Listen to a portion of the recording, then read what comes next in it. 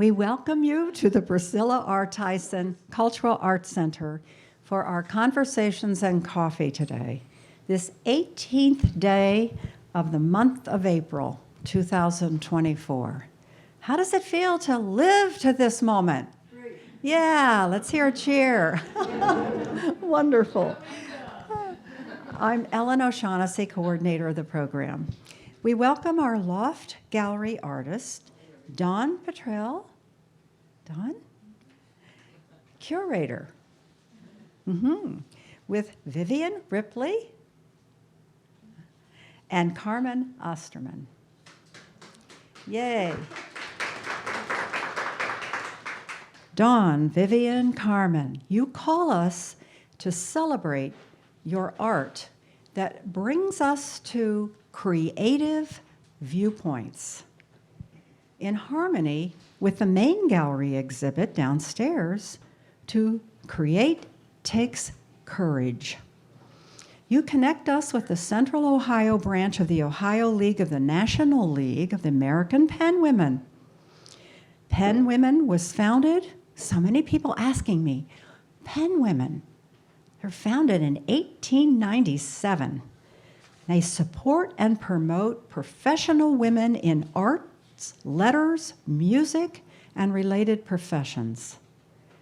Dawn, Vivian, Carmen, thank you for being pen women. Courageous. Yes, going back to the roots of 1897, we say women count, right? Dawn is president and exhibition chair of the Central Ohio National League of American Pen Women. Dawn shares that her previous art has been called Nature Intensified, inspired by portraying the natural world through her own lens, often intensifying colors and textures.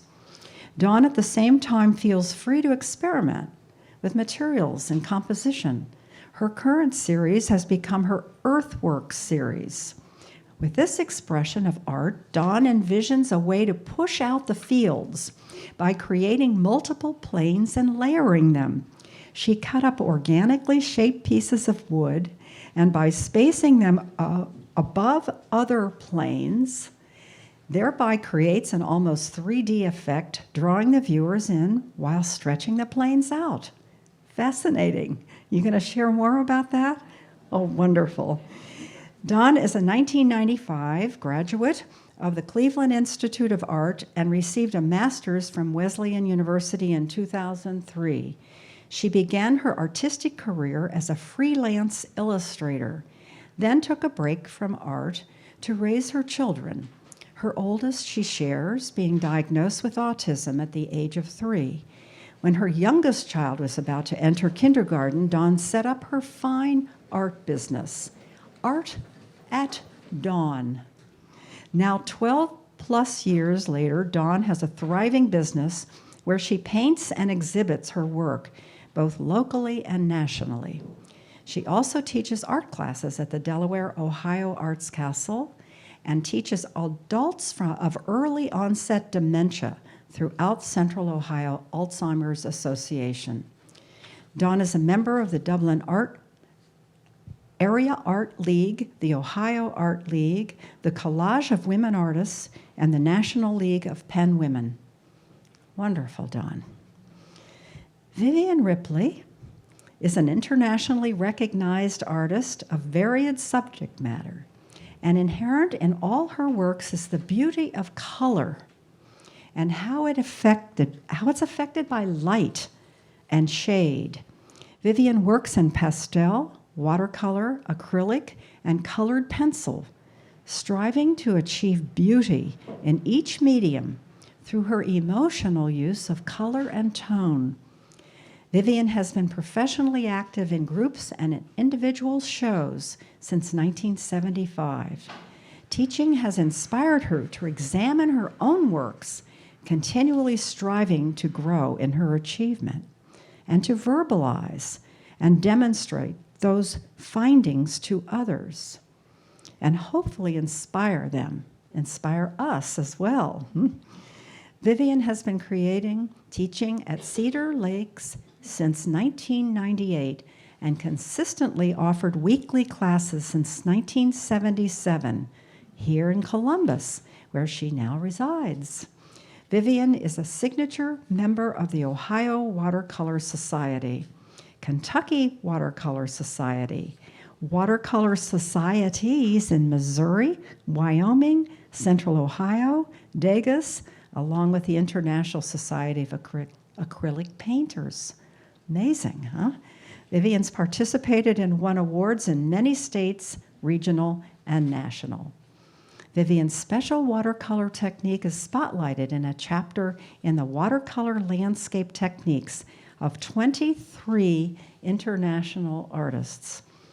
She is one of only 6 artists from the United States included in this popular book. Congratulations, Vivian. Amazing. Carmen Ostermann is a fine artist who primarily makes porcelain sculptures. In 2015, she received her BFA in ceramics and sculpture at the University of Cincinnati. She completed her MFA at the Columbus College of Art and Design and was awarded the Art at Audubon Artist Residency in 2022. Carmen's work has been featured in the Roger Torrey Peterson Institute of Natural History, and here at our beloved Priscilla R. Tyson Cultural Arts Center. Carmen's exhibit here exploring the intricacy of the ecosystems and impacts of environmental destruction was amazing.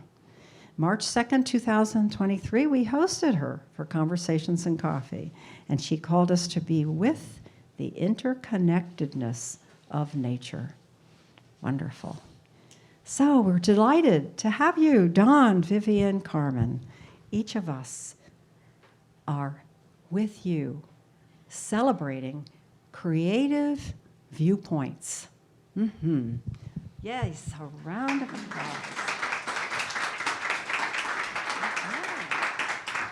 And Dawn, take over here. You want me to move this podium? Yeah. All right, I think I have this. Okay. Thank you, Ellen. I think we'll just move this over towards this way. Yeah. Thank you, Ellen. Thank you, Jennifer, Todd Camp, and the rest of the staff at the Cultural Arts Center. We are honored to be able to share our work here, and I'm honored to be part of this presentation with 2 other wonderful artists. So thank you. So my name is Dawn Petrill, and as Ellen said, I am the president of the Central Ohio NLAPW, which stands for the National League of American Pen Women. Other way, okay. So some of this will be a repeat, but I'll just kind of go through it quickly. We are professional artists, writers, musicians, composers, costume designers, and many others from all fields of art. We are more than 1,600 members from across the U.S. in over 80 branches throughout the United States. We are passionate about encouraging and engaging with other creative women, enriching our communities, and supporting and inspiring future generations of creative women. We're founded in 1897 by female journalists who could not join press clubs. From 17 original members, we are now the oldest women's organization in the United States. I think that should mean oldest arts organization. So we have a rich 127-year history. We have some famous members of the Pen Women: Eleanor Roosevelt, Georgia O'Keeffe, Hillary Clinton, Pearl S. Bulk, as well as some famous Ohio members, Irma Baumbach and Alice Shilley. And I just want to kind of do a quick shout out about Irma Bombeck and Alice Schilly. If you come to our reception next, not this Saturday, but the 27th, you may be able to meet them. We have some reenactors of Irma Bombeck and Alice Schilly that will be at our reception there. So, okay. But what I'm going to talk to you today is about the Central Ohio branch of NLAPW. So our branch has been in existence in several iterations since 1932, so over 90 years. There were, I should have written that down in my notes, but there were a Cleveland branch, a Central Ohio branch, and a Cincinnati branch at one point, and in the 1980s, we merged into the Central Ohio branch. We meet monthly from September to June with speakers from our members, guests from the community, and other programming. And just to give you a quick rundown of what we've done this year, or our 2023-24 season, we had an opening reception at the Martin DePora Center. So we had a exhibition there at the Martin DePora Center, which is in Gahanna. We had a guest speaker, Nellie Campman, Central Columbus, yes. Yes, Ohio Dominican. Thank you, Anne. That's okay. Okay. We had a guest speaker, Nellie Campman, who was an author of Haunted History of Columbus. We had a panel discussion on how to apply for grants and fellowships. We had our annual holiday luncheon, which is always well received. We had a docent tour of a quilt exhibition at the Columbus Museum of Art. We had another guest speaker, Linda Mezejewski, who is a faculty at OSU, and she did a presentation on pretty funny women in comedy.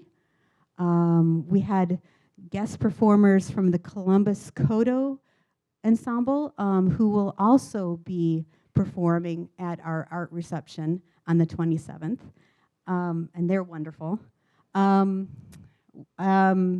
Just this past week, we all came together for the opening reception at the Cultural Arts Center. And then next week is our National Biennial, which we will be hosting here in Columbus. So we're very excited. And that is, I'm going to plug it again. We have a reception, an art reception and music reception downstairs. And that starts 6:30 to 8:30 on the 27th. We'll have reenactors, we'll have the musicians, we'll have some art awards, and food and wine. It's going to be a great event, and it's open to the public, so we welcome everyone. Our musicians. Yes. Yes. His daughter. Wonderful. So yeah, and just the other ones in May, we'll have a member spotlight of Jennifer Evans Kinsley, whose work is represented here in the book in the Loft. You'll see her book art there, and then we have an annual end of year luncheon and show and tell, and that's always well received too. Just a way of our members getting together and showing off what they're working on or what they've achieved or upcoming things as well. So I'm just going to talk to you a little bit about myself. As Ellen said, I have a BFA from the Cleveland Institute of Art, and that was in illustration. I have an MA from Wesleyan University in Connecticut, and that was in studio arts. So after that, I did freelance work. I taught a little bit, and I raised 3 kids. So I was pretty busy for a while. But in 2012, I decided once my daughter was, my youngest and my daughter was getting into kindergarten, that's when I decided to go full-time in art. At that point, I wasn't sure that I wanted to remain in illustration, just because I wanted to kind of do my own work, do my own thing. So I focused full-time on art, and I became Art at Dawn, LLC. It was a kind of a slow start, but I began to paint, and I began to exhibit my work, and eventually I started to teach as well. I was approached by the Alzheimer's Association to teach early onset dementia patients, and I've continued to do that to this day. Even during COVID, we would meet on Zoom and do art lessons. So that's been really a joy to me. So I also have taught through my home studio. I've taught kids classes and some private lessons, and once in a while I'll do like adult wine and canvas classes, which are a lot of fun too. But then recently I've begun to teach at the Delaware Arts Castle, which I know is a rival to you guys, but it's up in Delaware. And that's been a great place to be able to teach as well. I'm just going to show you, there's a detail here of my work. And I have a little story to go along with this. I don't know if Vivian knows this, but when I was first getting into my art, I took a class with Vivian, an acrylics class, and really enjoyed it. It was a way for me to get my feet wet again after being away from art for so long when I was raising my kids. And one of the things that I did in her class, I was using an old panel, and I had covered over, like it was something I'd done in grad school, I think, and I'd covered over it, but it had some texture in it, while covering it over. And I found that I really enjoyed, painting over texture, that I just kind of gave it a different effect. And so that began kind of my signature of adding texture, and usually I would do it in the gesso part of the painting. So that's the primer part. I would kind of do it a little thicker and add texture to the canvas before I started to paint it. And then after a while, I decided, wouldn't it be great to start embedding objects into those panels? And so I started doing that. So I started it all by taking your class. And so you'll see this is my this is a detail shot of one of my paintings, and this is my daughter's Invisalign that you see in there. So just quickly about some of the other techniques, those embedded objects have become part of my signature. I love texture, I love color, I love pattern, so that's been a theme in my work. I also have begun doing mixed media drawings on toned paper, and this piece over here, you'll see that downstairs in the main gallery. That's one of my pieces, and what I like about that, so it's a drawing that's done on the toned paper, so that the mid-tone is the tone paper, and then I'll go over it, I'll put some watercolor ground down and put watercolor on top of it, and I'll also do some pen and ink on it, and then I'll add white gel pen to it to give those different layers of color and kind of let some things come forward and some things recede. So this piece over here is one of my earthscapes that Ellen was referring to. And that is, like she said, it's multiple panels that I've painted on, and then I'll drill holes in them and fuse them together with dowel rods, and it has spaces in between so that there'll be like layers of the panels together.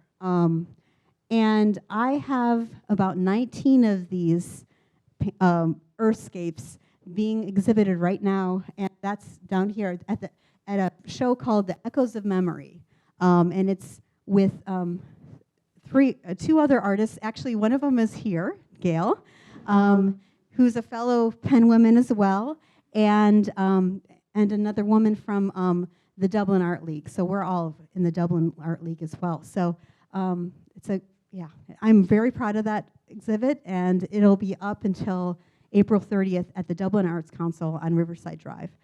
Yes? How big are they? This one is about, it's probably about 4 feet long by 3 feet. So I do have some big ones. I have some medium ones, and I have some really small ones too. So this is one of my larger ones in the show. But I probably have about 3 larger pieces, and then they're all various sizes. Good question, Inga. Anybody else have any? Yes. Then they fused front to back, like layers one in front of the other? They're so this would be like one layer, that would be another layer, that is another layer, and then that's another layer. So they're kind of like staggered on top of each other, but they're all spaced Vertically rather than horizontal layer. Yeah. Vertical They're kind of or more, horizontal? more vertically layered. But they're all connected together. So they start off as individual panels, and then I'll kind of fuse them together with the dowel rods. I glue them, I glue the dowel rods together, have the spacers in between. So it's kind of a labor of love, but really enjoy it. And the reason I did that, I'm just going to briefly talk, and I don't know how much time I have. We are coming. We're kind along of close. Okay. with Mr. Time. Okay, Mr. Time is running along. I'll just real quick say this, and then I'm going to move quickly to my water girl, and I will let the others. Yes. Okay. So I started this because I was doing paintings on regular canvas, on square or rectangle canvases, and I was just feeling like I could not get the depth that I wanted to. I was getting frustrated with the edges. And so these earthscapes are a way for me to break free from that and engage the viewer in a different way. Okay, so real quick, I just wanted to briefly talk about the Water Girl, which is my piece here in the Loft Gallery. This is a collaboration with another penwoman. Her name is Peg Hannah, and she's an author. And next to my piece here in the Loft Gallery, you'll be able to see her poem. So she wrote that first, and I was inspired by it. And so I created my painting based on that and photos of the statue that's in her backyard. So that's how I created it. It's has embedded objects in it for more natural objects, and has the texture and pattern and greens and soft colors. So you'll be able to see that piece out there. At this time, I'm going to hand the mic over.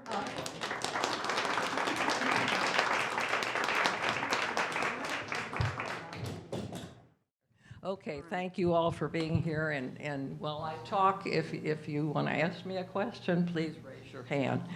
As you've heard that these other ladies have their degrees in art. I do not. I have my degrees in music, and I had to make a choice because I drew all the time when I was a kid, and so when it got time to go to college, yes, I had to make a choice. Would it be art or music? And I made the right choice because had I gone into art, you just lose your technique in piano, okay? I'm a pianist. So I did make the right choice. So I've been teaching and into music since 1960. So you can count up the years, and I think I've been a professional artist since 1975. So I thought I could come back to art, but not come back to music if I picked the art, and that worked out very well. So, and I've been doing it a long time. As you can see, I joined Penn Women in 1981. If you count that up, that's 44 years. I had to count that up myself. And I will tell you, at that time, there were two main Penn Women groups in the Columbus area. And there was another third one. It may have been Grove City. It was out a little bit, and it was smaller. And so I joined the one that I'm in, and I was really maybe one of 3 artists in the group. The rest were writers, editors. That was very interesting for me because every other group thing I went to was art people.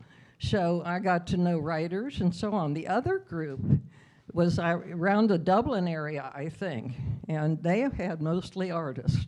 So that's just, and then we now are joined. But that's what the way it was in 1981. So I've been doing this a long time, and so what I try to do is bring in to whatever media the medium that I'm working in, anything new that comes along, or anything new, a technique that I might read about, or new surface to work on, I'm happy to try. That keeps me going to try new things. So this is the one that's in the Loft Gallery, right outside the door, actually. And I wanted to, that's a watercolor. It's called Northern Splendor. It's 24 by 30. And I'm going to tell you, I'm going to sort of feature the techniques that I used. So this one was actually a demonstration for a workshop I gave at the Columbus Museum of Art. And this is probably about 10 years ago, maybe a little more, I'm not sure. But I did paint a watercolor with the dark first. And when I do that, I have a class, I call it Don't Be Afraid of the Dark. And most watercolor artists do not start with the dark first. So those trees where you see the dark, that's where I started. Now I think I may have used some mask material, masking fluid, in a couple places, but not many, and not down there where you see the rock. You can paint around that and save the light. You don't need to mask. So when you go out to see it, you would be some places where I might have masked, and they would be a tiny place where you'd like it to be lighter. So I think we can go on to the next one, and if you have, I didn't touch that, so I don't, where is the clicker? Oh, you. Is that the next one? Okay, near the summit. Actually, it's called Near the Summit, Great Mountain. This is, there's a lake where this big cliff is right on the shore, and the lake is called Great Mountain Lake. So it's actually in Ontario. So I painted a lot in Canada, not so much recently, not since COVID, and when you couldn't even get into Canada. So anyway, whoops, wait. Okay, and this happens to be a dark first as well. So I started with the darkest areas you see in the lower right-hand corner, the big tree and the up behind the cliff, and then some other darker areas. I wanted to save. This is downstairs in the main gallery. I have 3 pieces down there. This is one of them, and you'll see that the top of the cliff will look very light, much lighter than it does here. So I was saving that, and so I did the darks. And later you can do a little more detail too, but I did the darks, and then I would say the mid-tones. You see the shadows on the rock, and then you'll be surprised to know that I painted the sky last. And these things are very unusual for other watercolor artists to do it in that order. I was very pleased with it. This was a one-day class I did here in Columbus about, oh gosh, this is a pretty new piece, a couple years ago maybe not that long ago. Okay, I think we can go on. This is the work downstairs. This is watercolor as well, and I see it got an honorable mention, so I'm happy about that. And this one now has a different technique. This is pouring your paint. And you'll be quite surprised. You really pour the watercolor? Yes, you do. You do mask. Now this takes a little longer to do because every step has to be dry. So first you get it drawn, of course, and I can't tell you how much time I spent drawing that canoe and making it look right. With the curve and how it goes back, and so I spent time with that. Now I did mask places that are the very lightest places in here, and because when you pour the paint, you can't control that well to where the paint is going to stop. Okay, so you have little dishes of yellow, red, and blue. Okay, the primaries, and I started, I think, with the yellow, and moved up to the blue last. So at the end, then now you can pour all three at one time, or you can pour one and then wait.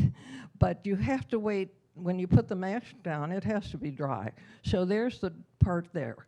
Now when you get done with the first pouring, you can look over the field and say, do I want to mask something else? And this means you could mask, let's say, the yellow part, okay, that's already been put down. So I think I did some of that up at the top of those bushes and some of the little things down in the bottom there. And then you've mashed that. Then that has to dry. Then you pour again. So it's a longer process, and I have taught that, but it's a day and a half sort of thing. You can't really do all that in one day. If you only do one pouring, yes, but this has two pourings, and I think a third. I think I went over the dark part at where the water is a third time. And then when you're all done with that, whatever mask is still on there, you take it off, and then you can get a brush in your hand. Okay? You actually take a brush, and You have a couple questions. yeah. When you say you mask it, you put masking tape on it? No. Liquid type mask. Maskoid is one of them, but no masking tape. That wouldn't be tight enough to, at the edges, some of the pouring would go under it. Something you can peel off then? At the end, yes, you take it off. They have a pickup, like a rubber pickup, to take it off. If you start rubbing with your fingers to get it off, your fingers are going to get kind of sore. But you, and another thing too, if you don't finish a piece with mask, I made this mistake, and I thought I'll come back to it another time. If you wait, you'll never get the mask off. So I've wasted 2 or 3 paintings doing that. So you do have it to dry, and then you work over it, but when that's done, you take it off, okay? So let's go on. Oh, by the way, the North Lake Canoe 2 years ago won a merchandise award from Kentucky Watercolor Society. Yes. Question about the canoe piece. The canoe piece? Yeah. When you did the water, were you using masking on that, or how did you get the wave? Well, the thing is that the waves, those are with the brush afterward. That's the kind of thing you can go over. The color underneath that is the pouring. And so the things that look like little V's of darker blue, they are with the brush. That's when everything is dry. Yeah, it's a real dark blue. But you'll see it downstairs. The colors will look somewhat different. 2 minutes, she says. Well, let's go through it. I'll tell you the techniques real quick. Okay, now this is downstairs as well. This is pastel. And now I've got a piece of the paper. take the paper out of it. And just pass it one parent to take around. And that is the paper that it's on. And it's a really special paper. It's called NLAPW. It's red, like that. That's the paper. So when you say, look at the piece, and you say, why red? Well, you see, you can have wonderful greens and yellows over that red, and it really looks great. So that's downstairs. Please look at that picture. Okay, that's something I started plein air up in Canada and finished it later. So these are my extra, you have 3 of my works downstairs. And then the one that's over to the left there, Prairie Pathways, I did that last year at the zoo, plein air painting. And I can't tell you the final size because the young lady who was helping the director, who was Flint Garabrandt, she drove me around in a cart so I'd get the right place, and she bought my painting. So, but that is done on that same paper that you see. Feel it, and it's got a texture. You cannot put, I do a water method with pastel, but you can't do it on that paper. You'll take the binder off and you'll end up with white Bristol board. So that does not take any liquid treatment. Okay, the one in the middle is an acrylic, and that one, the technique there is using what they used to call modeling paste. Now it's called molding paste. I don't know why it's called that way, but I used it on the rocks, and I think even in this picture, it looks like the rocks are sticking out. If you saw the actual work, it does look like that. I put that's the rocks at the Hayden Run Falls. And I put the 2 crows, there's a crow on the rock there, they're sort of talking back to each other. Okay, over at the right is in watercolor, but it's also another process, watercolor on gesso. So in this book, and I'll put this out when you go to look, I think I have a ribbon where I have a chapter in the book, and Ellen talked about the book. It's not in print anymore, but you could probably get it on Amazon. You know, get a used copy. It had 23 artists, and they all picked certain things about their work to discuss. So anyway, that's watercolor on gesso, and I learned how to put the gesso on by Don Getz, who's now passed away, but he was the founder of the Ohio Watercolor Society. So let's see, last year, the Plaintive Robin was in the Ohio Watercolor Society. And so I have it now, and I'm going to submit it somewhere else. It was a demonstration for the Delaware Art League. And so I'm happy at the way it went, but that's another technique. And I have another one, but I don't have a picture of it, and that's my water method with pastels. So you see, I use a lot of different techniques to keep me interested in art. Okay, thank you so much.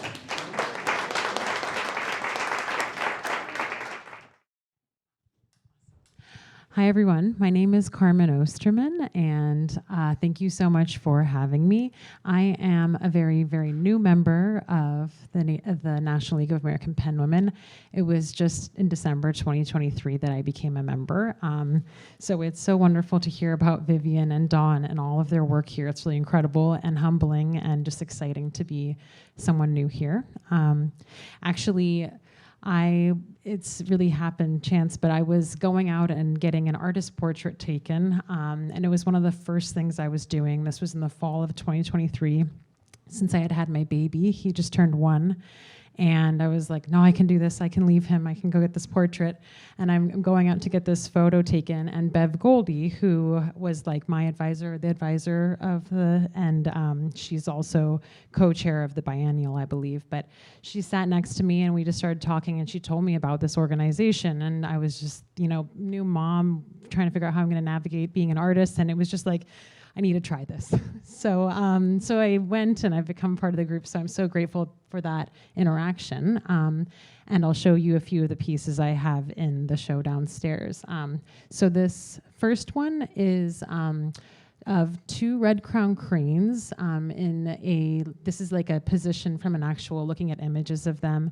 They are birds that do a dance when they mate, and they're actually very large. They're like 4 to 5 feet tall. And when they mate, they do these beautiful dances, and I just wanted to capture that. So I have that here in porcelain. And I kind of touching on my subject matter, I'm really interested in birds and conservation. So my work is all about that discussion of environmental destruction and how we can help with the bird population and the environment. So I just I like to show the beauty of birds and how we get to see them, but I'm also kind of touching on an uncanny aspect, because you'll notice in all of my works, there are these nodes and porcelain pieces that are almost growing along and consuming the sculpture. And these are inspired by the habitat that the birds live in and what I refer to as ecological succession. So what comes up after destruction. So if there was a forest fire, what fungi or plants or things come after that destruction. And that inspires me because I'm trying to talk about something very beautiful, but also something that's hard and that's happening right now. So you can see that a bit with this piece. This is a tree swallow. And this is different for me. This is coming out of the wall. So a lot of my work stand on pedestals, where this piece is coming out of the wall and the tree swallow's flying out, but its wing is kind of getting consumed and it's being pulled back, and kind of has that same consumption going on. And it's part of a series of 3, and I have just the one downstairs, but there's 3 of them that live together, 3 different swallows. And then this piece is a whooping crane.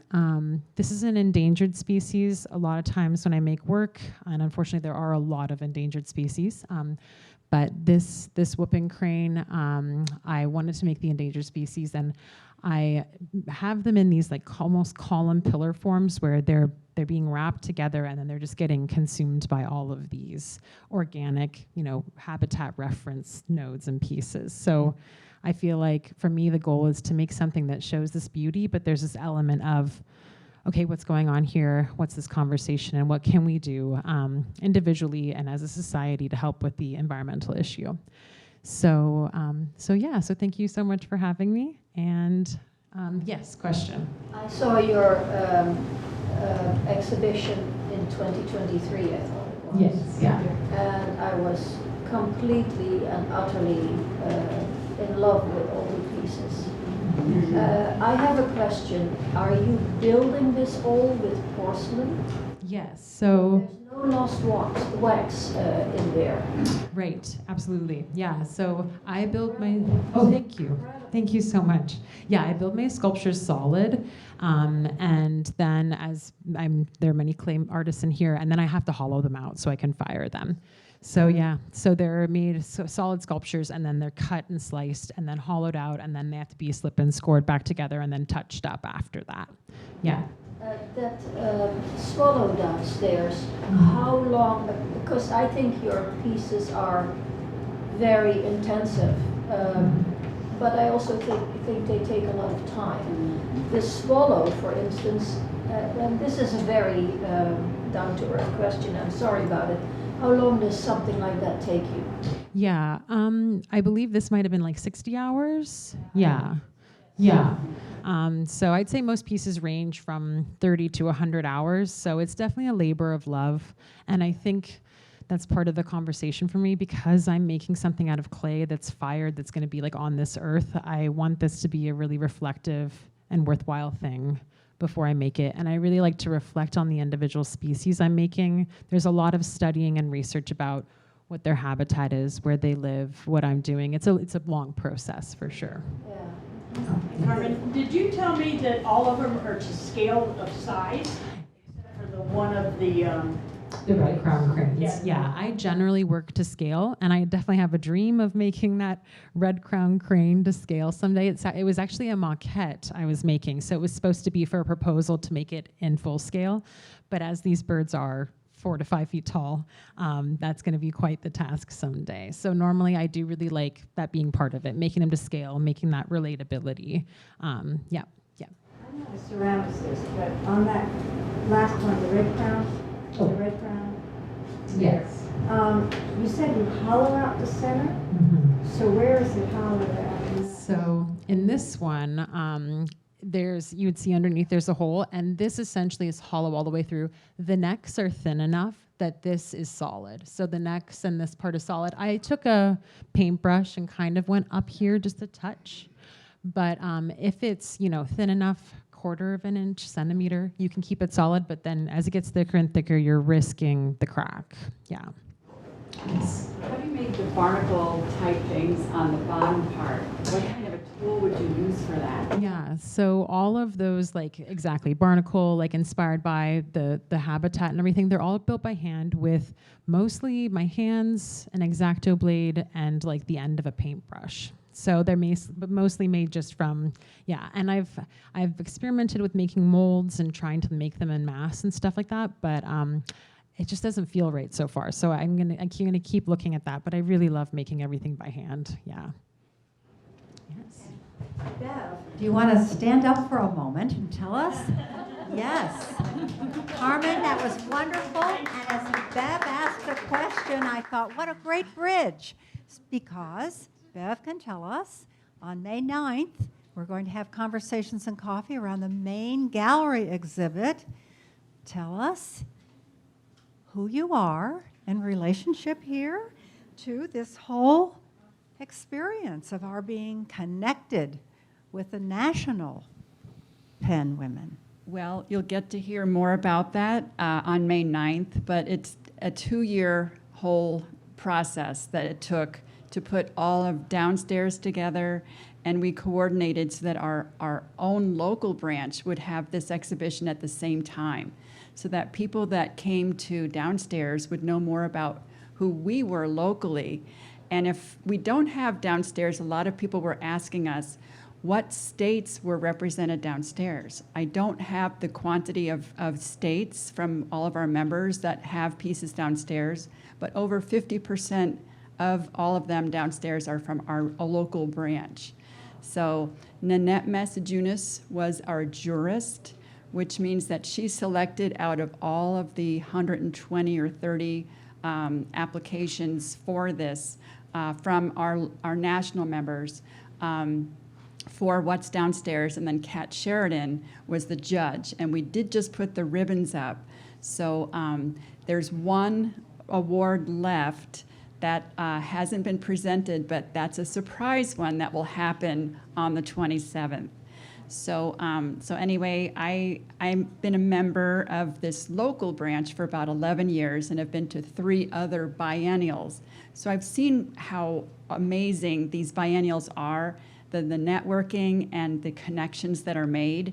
So the dream was set, the seed was planted that what if we had it in Columbus, Ohio? Because they're usually in Washington, D.C., there was one in Des Moines, Iowa. They've been in Florida, Atlanta. I thought the Cultural Arts Center would be the perfect place to have a biennial art exhibition. So we'll talk more about what's actually downstairs, because there are 2 Alice Shilley paintings that you will never see again because they are on loan just for this. They have never been shown before. So you'll get to hear more about that. We thank you for your leadership. Wonderful. And speaking of leaders, you're going to take us out into the Loft Gallery. All right, Vivian, nice and loud here, as we don't have a microphone to be able to. Okay, that's my piece right there. Okay, this is Vivian's painting. Northern Splendor. That's a kind of the scene. Okay. The scene, that's the one with the darks first. You're back to one with the darks first. Is there anything else you want to say about it? I don't know, there's one down in the gallery that's another one with the dark first. And it's quite different. And I like the darks first because you can make nice bright darks and put some other dark colors in it, and they stay dark and bright. If you work up sometimes from light to dark, by the time you get to the dark, it doesn't have quite the personality as it does with the dark first. That's what I think anyway. So, okay. And if you are comfortable with it, it goes pretty fast. I'm all for painting quickly and not slowly. Belaboring, yeah. I think I'm kind of the opposite. I tend to go a little slower with my painting. It takes a lot longer. I've seen demonstrations where you start from the beginning and you work to the end, you know, in one session, and you just turn out a beautiful painting. And I think that really I think speaks the one with the your pastel level. and the water method, I can do that pretty darn fast. Yeah, so it's amazing. So, We're gonna go to the third one over here is my water girl, and right next to it is the poem that it is inspired by Peg Hannah. So she actually published this in our NLAPW magazine, and then I saw it and I loved it, and we talked about doing a collaboration together. So my piece is inspired by that. I went to Peg's home and spoke some more about the poem, and I took some pictures of the statue. So the statue there is based on all those. And then you'll see in there that I put embedded objects in it. Sometimes I'll embed like little toys and little puzzle pieces and paper clips and things like that. This one I chose not to do that. I chose to just use natural materials in this one, just kind of to go with the collaboration with her. Although there are some pieces of cardboard that had some nice serrated edges to it that I wanted to put in there. So, and then, you know, the rest of the exhibit, it goes all the way around this whole area. There is 24 of our members represented here. Most of them are artists that are represented here, but there are musicians and writers as well that have work here as well. So we have a wide variety of good diversity of works in all different mediums, and I'm just so pleased to be part of this. No? Well, thank you. Carmen, come on over here. Okay. Yes. What a team. Yes. What a team of wonderful women. Thank you so much. Thank you. Thank you.